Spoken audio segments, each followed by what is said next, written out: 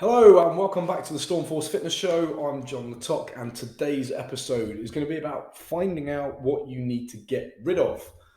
That might sound like nothing to do with health and fitness, but actually, as you're going to find out, it's everything to do with health and fitness, is everything to do with getting results and being consistent and trying to get people away from this really shit show that we are in right now, where we are just constantly bombarded by anything and everything that is not what we really want or need in life. So, the reason I'm doing this one is because following up my last episode, which was almost like the other end of the spectrum, where we were talking about periodization for people with big sort of performance goals, whether it is your first half marathon, white collar boxing fight, maybe you want to do the cycle from Land's End to John O'Groats. There's a million and one things you could be doing. The point is that if you're going to do your very best, then you need a plan. You need essentially an annual plan, at least 6 months, I'd say, so that you can layer and build up different areas of your fitness. Now, that's all well and good, and obviously that's why I did the podcast. I wanted to show people how they can optimize the time that they're spending on their training.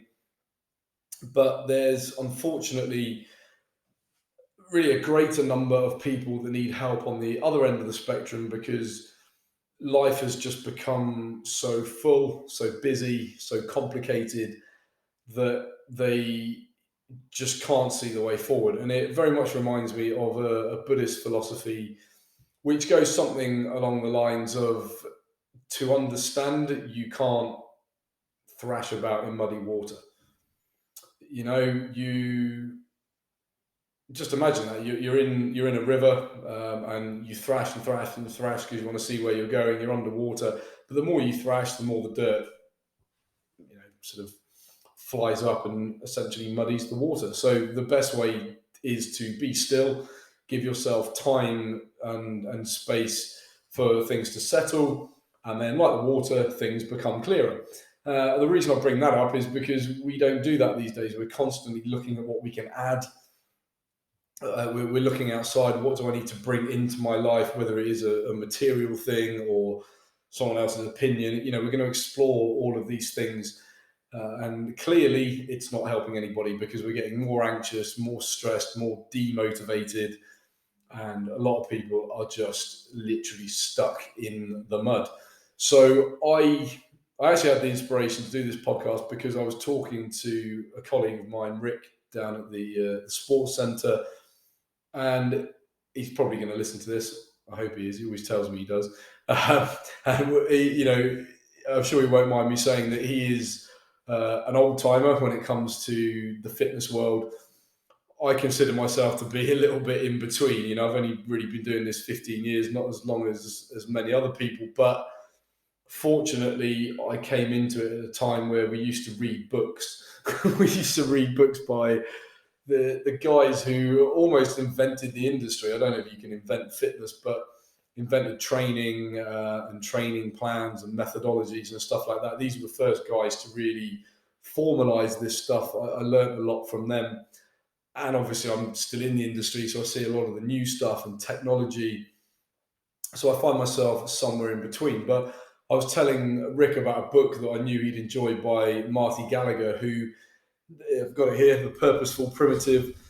Very good book if you're into this kind of thing. This one's directed more towards, or it's more about bodybuilders and powerlifters from the past and the methodologies they used. And what's interesting is that they're very different in many ways. You see the likes of, say, Dorian Yates, who was all about real intensity, like you just work the hardest you can for a shorter amount of time, whereas other people were more about moderate intensity but lots of volume and doing more work, and they all got great results.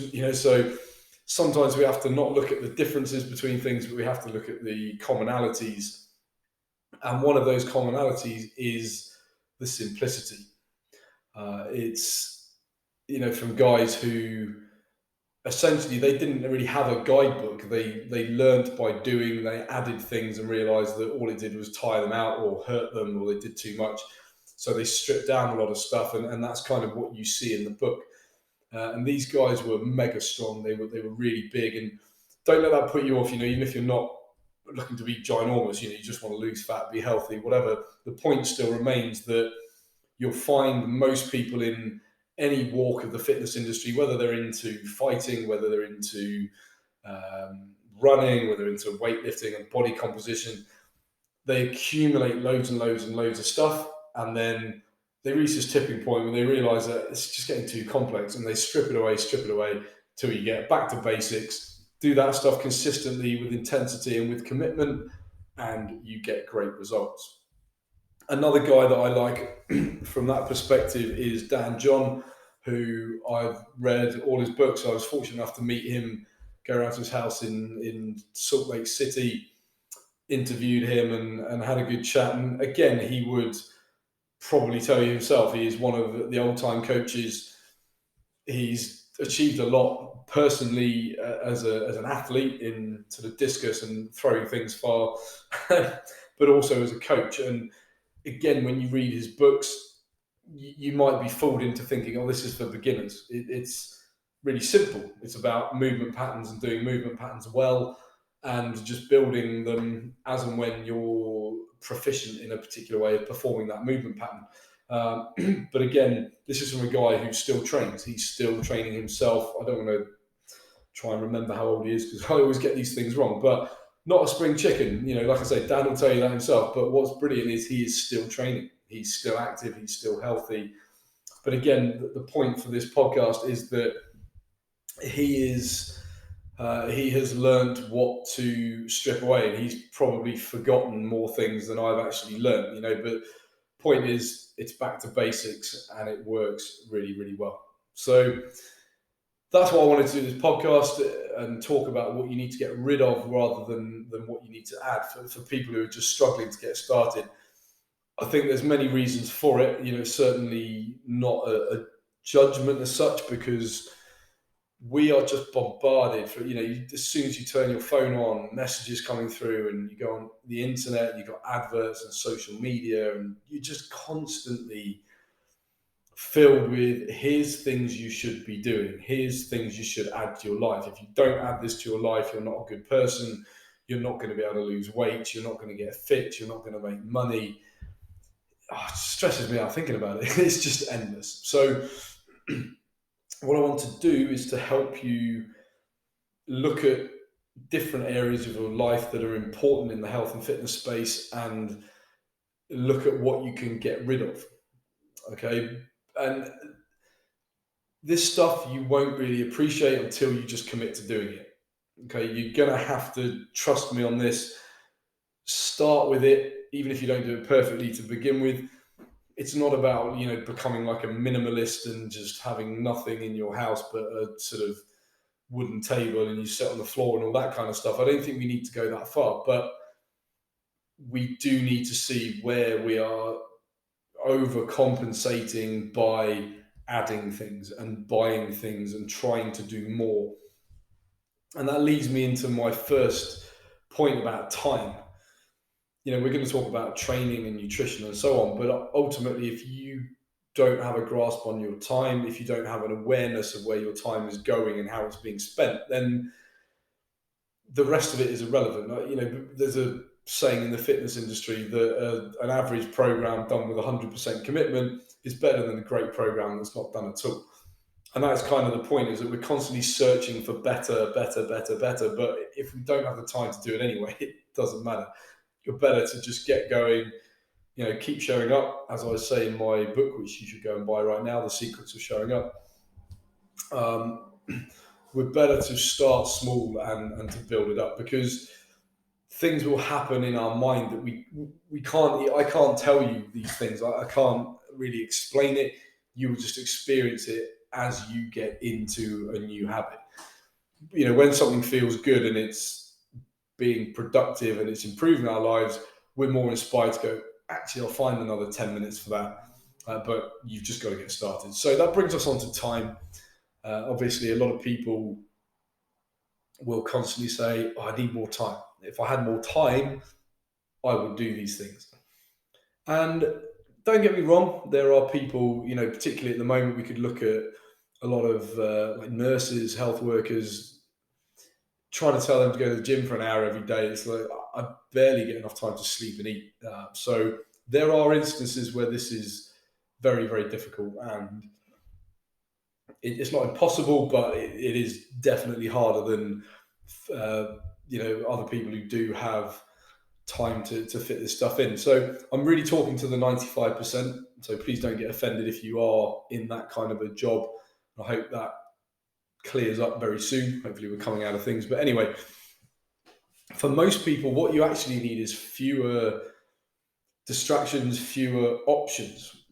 We don't realize how lucky we are in this wealthy world. If you're listening to me right now, you're probably on an iPhone or smartphone of some kind. Maybe you're listening on a laptop. You've actually, you're not having to go and do your subsistence farming just to desperately try and feed your family. You do have a lot more than you think. So what this life brings is more and more options. Even on your phone right now, you could be listening to me. You could be searching for literally infinite things on the internet. You could be scrolling Instagram. You could be reading things on Facebook. That's just on your phone. Never mind the fact that you could be out running. You could be going to the gym. You could be driving your car. You could be going having an ice cream. We have so many options. So when it comes to time, what we need to do is strip away those options. And this doesn't mean start doing less. It doesn't mean deprive yourself of any particular activity. What it means is when I look at a block of time, whether that be, I like to look at 30 minutes, maybe 60 minutes is something people's brains comprehend well. And we use that block of time for something specific, and we get rid of the option of doing anything else. So when I'm in the gym, I am training for an hour. I'm not checking emails. I'm not jumping on the WhatsApp group, texting my mates and sending memes around. That stuff's fun. Doesn't mean you can't do it, but when you're in the gym, boom, done. Okay? That 60 minutes actually might only be 15, 20 minutes. If you get in the gym and you train hard and you know what you're doing and you push yourself relative to your level and you go hard, for a beginner, 15 to 20 minutes is probably enough. You're unlikely to be able to maintain any great level of intensity beyond those 20 minutes. So by creating these blocks of time, whether it is for exercise, whether it is for emails, whether it is for catching up with friends, by compartmentalizing things and compressing these blocks, often we make time. We can't really make time. We open up time. Okay, we've only got 24 hours in a day. It doesn't matter who you are, and we prioritize time. We open it up. We close it, whatever it might be.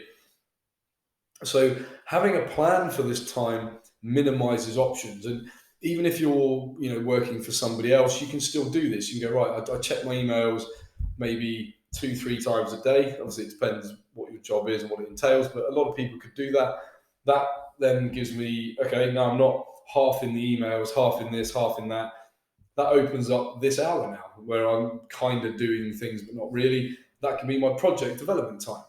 That could be my team review time, whatever it might be. All we're doing is compressing things into blocks of time. So when I talk about this stuff, some people think it sounds a bit anal and restrictive, but actually goes back to a phrase I love: discipline is freedom. By having that discipline, you free up time.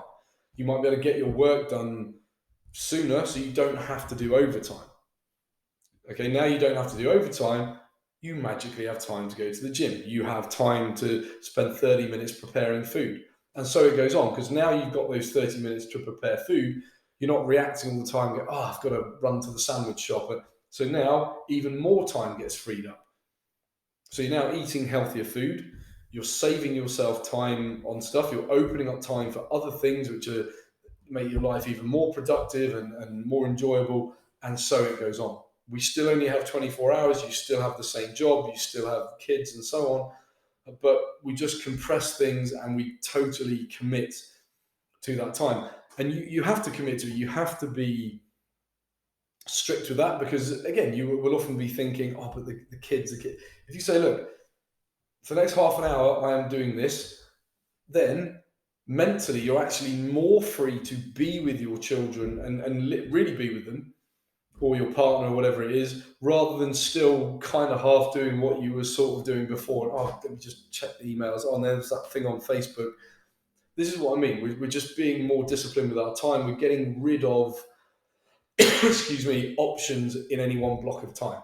Over the day, we're still doing the same things, but we're just compressing it. And now we do free up a bit of time. As I said, as a more advanced, say, fitness fanatic, you're going to want 45 to 60 minutes in the gym. But we're talking to people who are struggling to kind of get moving. So just by getting rid of things in that block of time, oh, now I've got 15 to 20 minutes, can get my dumbbells out, do a really good workout at home, fantastic. So you're not going to become a fitness model, you're not going to become a world-class athlete training for 15, 20 minutes, but you're now in the game. You're now getting fitter, your energy levels are coming up, and that will feed everything else. So now we move on to training. And again, if you do now have that time for training, but maybe you're not getting the results you want, sometimes rather than adding things like it's because I'm not doing this exercise or the 100 exercises I saw on Instagram, maybe you're thinking, oh, I need the squat shoes, I need the new compression gear, I need this technology and this tracker. Actually, what you need to be doing is getting rid of this stuff and focusing on intensity.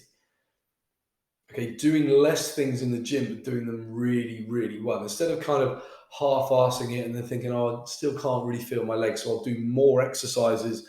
I'll stay here longer. If you have that freedom, then what we actually need to look at is improving the quality, whether it's through a plan, a program, a coach, or just improving your intensity, reducing your rest times.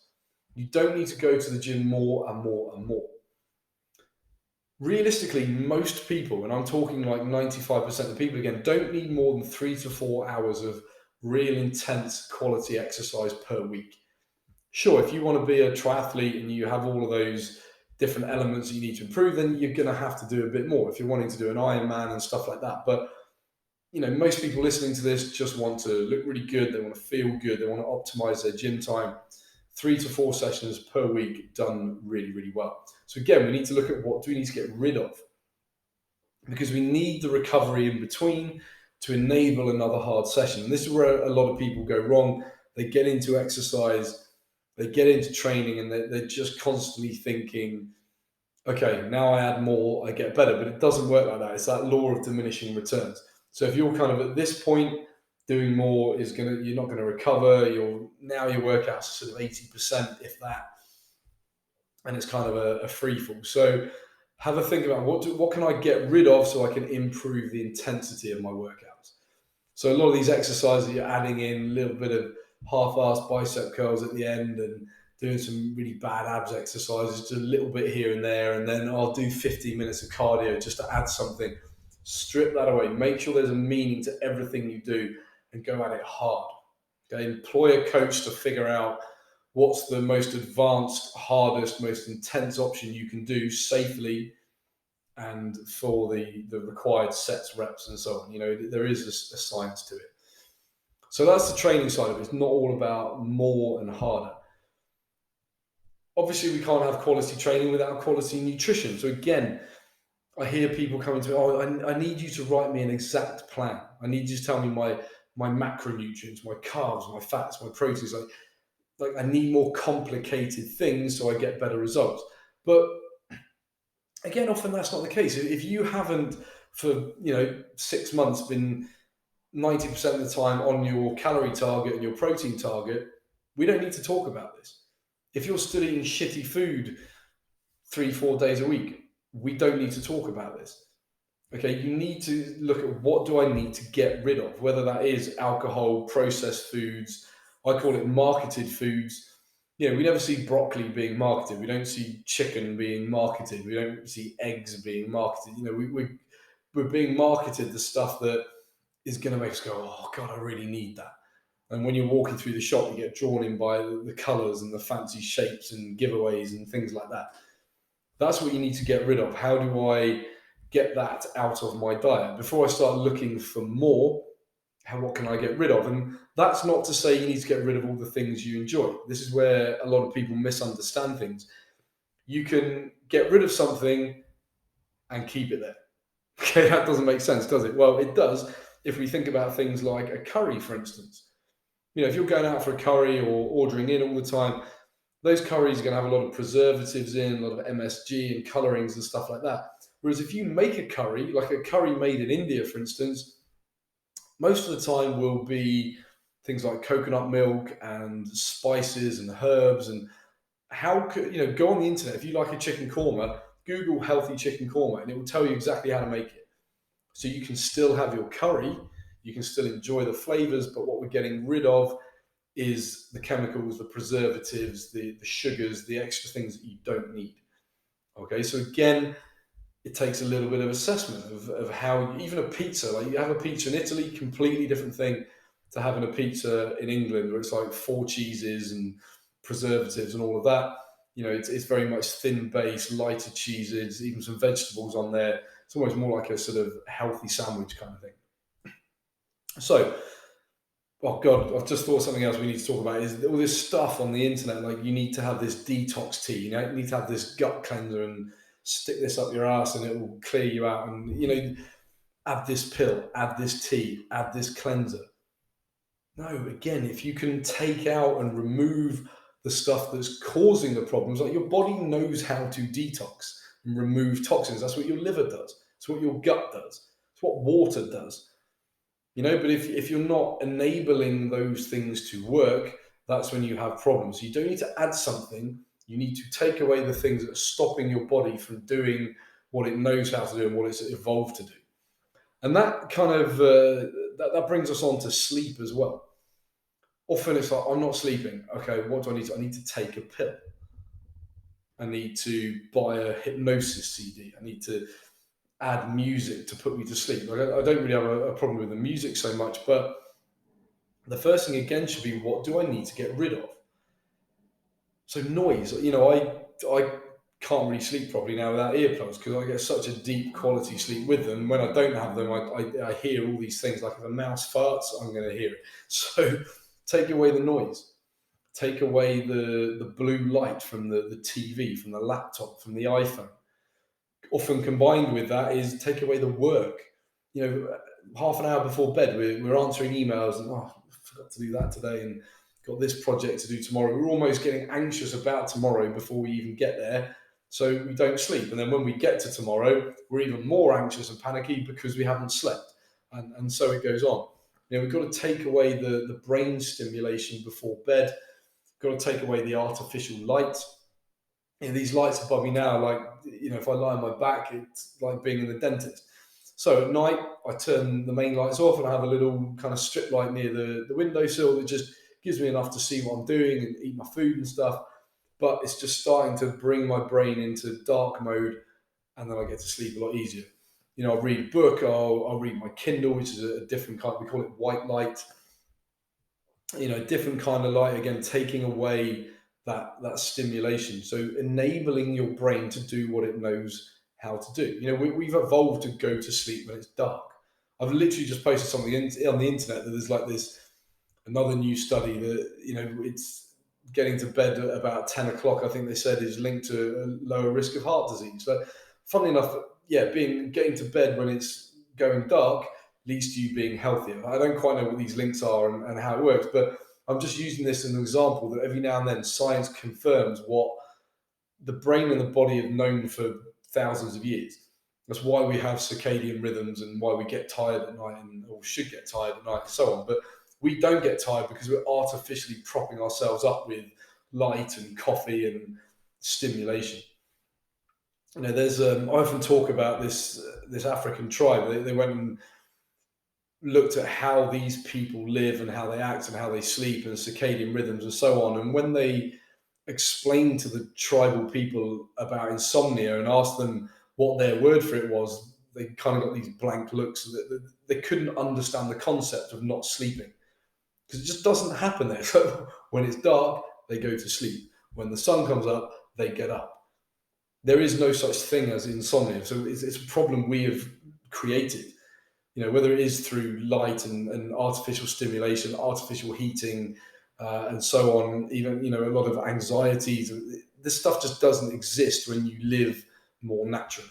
So again, before you're thinking about adding stuff to help you sleep, let yourself sleep by getting rid of some things. Okay, and finally, maybe this should have been even before time. Maybe I should have done this one earlier, is the mind, your mindset, which is very much controlled by your personal environment, the people around you, the attitudes around you, the energy around you, the stresses. Our mindset these days is, what do I need to do to get more likes? When I'm having problems, I need more input from outsiders. I need to go on the internet and find an answer. I need someone to post a motivational quote that's going to make me feel better. But think about it. If you're constantly reading these quotes, and you've been doing so since the dawn of Instagram, and you're not feeling better, it's not working. What we need to do is get rid of all of this stuff. All of this time, even if you spend 5 minutes on social media a day, most of us spend a shit ton more than that, then that 5 minutes could be spent just sat with yourself quietly. And most people will tell you now they can't do that. Their brain is buzzing, they get anxious, they need to reach for the phone. This is why we never find our own answers, because we're always looking outside. We need to get rid of more of that stuff. I'm not saying don't follow people on Instagram and social media. There's lots of useful people. But if that's where you're always looking to for answers, you are going to struggle. And that is not to say you need to sort of sit and fully meditate for an hour. And, you can build up to this kind of stuff. But it's like the exercise. If you just give yourself 10 minutes to sit on your own and not need other people's input, not need music, not need TV, your brain will change. You will start to think things you haven't thought for a while. You will start to find answers that you've had all along, but you can't get to them because on top is all of this muddy water, all of this social media and likes and ping, ping, ping, ping, ping, and notifications going off. So this social media stuff is literally controlling your mind. It's controlling your energy. It's controlling what you think about your life. And the funny thing is, all these guys who are like, oh, here's how to be the alpha male, and women, you need to be a queen. It's like, we can't all be those people. We are not all programmed to be leaders, and to have this sort of bravado and just be the most beautiful person on the planet. And funnily enough, these people who are saying this stuff normally post this with things that just make you feel less of a person. It's like, I don't have that level of beauty. I don't have that money. I don't have that lifestyle. So they're saying one thing, but they're actually making you feel something completely the opposite. So those are the people that you might think they're helping you, but you actually need to get rid of it and stop following it and take time to be on your own. And you won't instantly, you don't just sit on your own and go, oh, there's all the answers I needed for my life. It takes time. Okay, but I guarantee you, nobody can give you the answers to the bigger things in your life. So what we're looking at is getting rid of stuff around you, distractions, opinions, external opinions, all this stuff, and basically having fewer connections, but having deeper ones. Again, what we tend to do is we take our energy for other people and we give a tiny little bit to hundreds, maybe thousands of people every day on the internet. If we get rid of most of that and we put all that together, comes back to what I said about time. And it's like, right, I'm going to give 30 minutes to this one person I am with right now. Really commit, really connect. Amazing things happen. And I used to be terrible at this, and I've started to do this more. I've stopped telling myself I'm too busy. I go for coffee more with more people. I turn my phone off and I speak to them. And most importantly, I hear them. Okay, and that helps me. I go away thinking, oh, yeah, that's changed my mind about this stuff. But again, you're not going to believe me until you do this properly. So to round that up, it comes back to this presence, this awareness, whatever you want to call it. We just are, what I found is that the present is actually really, really simple. When you understand your values, done all this stuff and stripped away things that don't mean a lot to you, that stress you out, you get left with a lot less, but it makes so much more sense. It's just like this is all I need. I don't need all of this other crap. So you can be more present because you know what your personal values are, you know what you're trying to achieve, and really know why. And decisions about what I need to do right now, which direction I need to go, honestly become so simple. Uh, it's almost like comically simple. Like, this shouldn't be this easy. But what we do is we go, oh, past and future, and worrying about the past and what I should have done and what did that mean? I wonder what they meant when they said that. And we completely miss what we're doing right now. And then maybe we start going, oh, but the future, but maybe this is going to happen and that's going to happen. And, if you're more than like probably 18 years old, you probably know that all the things you thought were going to happen, you had these grand plans. Even if you went in the right direction, the overall thing didn't turn out close to what you thought was going to happen. You probably got things in your life that you never expected, and you probably expected the things that never materialized. So, again, this is why it's most important to have values, to strip away all the other stuff, and minute by minute, day by day, you go, well, how does this fit with these values? Well, that's the decision I need to make, and not overthink it too far in advance, because with 7 billion people on this planet all doing different things, we cannot hope to control it. I hate that because I like to be in control of stuff, but I've just learned it doesn't really work like that. So have a think about that when it comes to your mindset. Is what in your environment, whether it is in your home, whether it is in your relationships, in your friendship groups, in your social spaces, at work, what needs to be gotten rid of? And you've got to be pretty strict on that, because it's hard. Because at some point, you're going to have to tell somebody, no, I'm not doing this for you anymore. This is stressing the shit out of me. Okay. So we've spoken about time, training, nutrition, sleep, mindset. A lot of those overlap. But hopefully that gives you an idea of things that you can do to clear away the clutter physically or in your head, to help the waters settle. I started this with that quote about, forcing yourself to try and understand, to find answers, is like straining and thrashing about in muddy water. It's only going to make it worse. Okay, and constantly reaching out for something to give you the answer, reaching out for that sort of life raft, it just doesn't help. It makes things worse. You tire yourself out trying to do it, and then you have less energy to do the things you actually need to do. So by doing that, by removing this stuff, you start to be able to answer the questions that are really important. Like, why do I really feel like this? Why am I acting like this? Why am I doing these things? Those are like big universal kind of shit, those kind of questions. But ultimately, what else is there? Once we strip away all this stuff of pretending we're busy and pretending this is important and doing this for all these people and work and emails and bigger house and bigger car and more money and da. Once you get rid of that stuff, you start to ask yourself much, much more powerful questions. And I learned this when I cycled across Australia in particular, staying in a tent or a very dodgy motel for 30 days, spending my day not being able to access emails and the internet, just cycling, just being in the desert, solitude. Even though I was cycling with Ben, we didn't talk all the time. Sometimes we're just in that rhythm, in this kind of hypnotic place. And you start to realize I'm maybe not more or even less happy than I was before. I'm still the same, but I've just got so many less distractions. And that's where you realize that maybe I have this kind of set point of happiness. What is the point then in buying more and more stuff that costs money, that requires looking after, that takes up space and clutters my eyes? What is the point? Have a think about that. So a bit more philosophical today. Hope that gives you some questions. Book you might want to read, just because I'm lending it to a friend, is Stillness Speaks. A really good one about presence and awareness. And, if you've not really got into this stuff, it will get you thinking.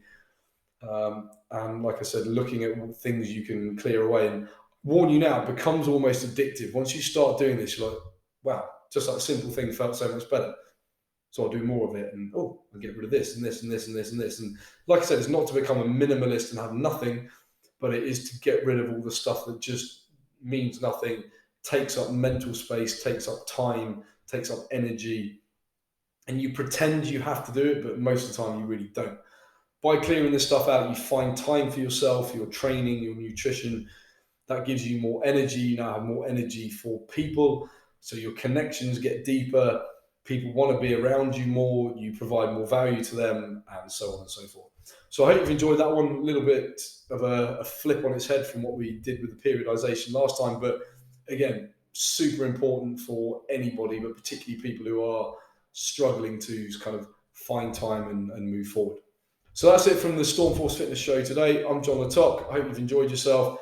If you're new here, make sure you subscribe and get all the future episodes, and obviously go through the back catalogue as well. And I'm only a little person on the internet. I hope you can help me out and spread the word. So if you can share this with a friend, tag them in it on social media, I will love you forever and ever. Take care, have a great week, and I'll see you soon.